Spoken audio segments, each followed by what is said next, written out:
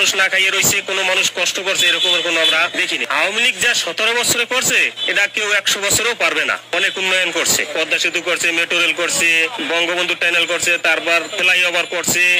যে উন্নয়ন মুখে বলা শেষ হবে না। দেশে সাধারণ মানুষের জন্য আওয়ামী লীগই যথেষ্ট।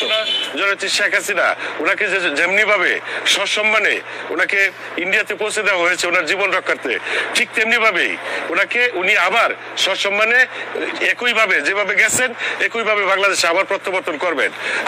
আমি স্পষ্ট ভাষায় বলতে চাই, বাংলাদেশে লাখো কোটি আওয়ামী লীগের কর্মী আছে, তারা যদি জননেত্রী শেখ হাসিনা একটা ডাক দেয় তাহলে বাংলাদেশে মেসাগার এবং বাংলাদেশ ঢাকা শহরে একদিনে সারা বাংলাদেশ আওয়ামী লীগের দখল নেওয়ার মতো আওয়ামী লীগের শক্তি এবং আওয়ামী লীগের সাহস আছে।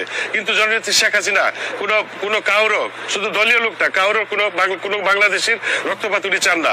উনি রাজনৈতিক যে সমস্যাটা রাজনৈতিক ভাবেই মোকাবেলা করতে চান।